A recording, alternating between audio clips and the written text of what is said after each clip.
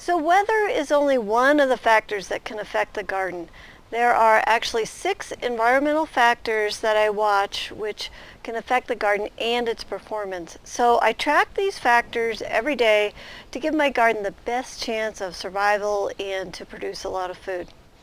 So the 6 environmental factors that affect my garden are light, temperature, moisture, disease, pests, large and small, and fertility. By keeping an eye on these 6 factors, we can steer our garden into higher production. So over the course of the season, you're going to see me working with these 6 environmental factors to get the best possible yields. So once you have a handle on these 6 factors, you'll become a proficient gardener and will be able to put food on the table every single year. Okay, so the first one is light. I select a location that has good light for my garden before I ever start. So we take care of light right off the bat.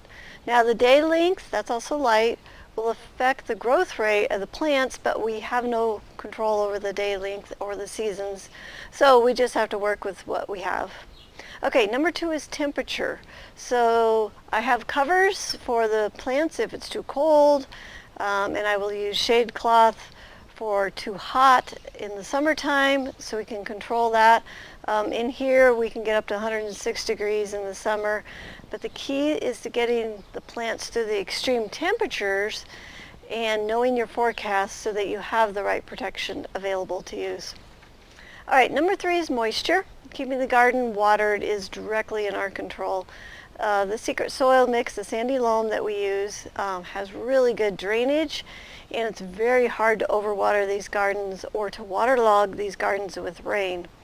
So usually the challenge is the other way for these gardens, too dry, because the soil has good drainage. And this is the soil that the plants like to thrive in, so we want to keep the good drainage soil.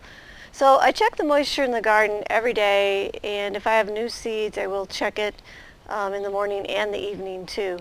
So with a layer of mulch, you can cut your watering needs in half. So this is really important to us that live in the high desert. Number 4 is disease. I look at the plants every day to get a feel for what I consider normal looking. I compare that to what I've seen in the past to what I am seeing today. So I ask myself, do I see holes, chew marks, wilting, discoloration, missing plants, sticky stuff, curling leaves? Do I see anything out of the normal? If the answer is yes, then I investigate further and get some help to identify the problem.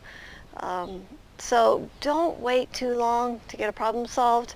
You can ask another gardener in your area, ask the folks at the garden center or the county extension office, and any one of these people can help you find a solution to what's bothering your plants.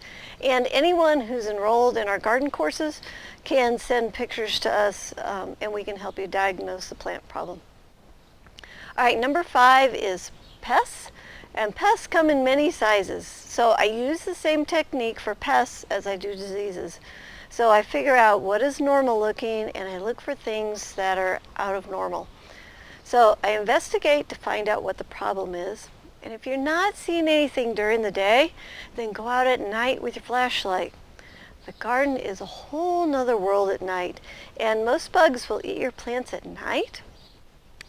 So if you want some articles, there's some great articles on our website.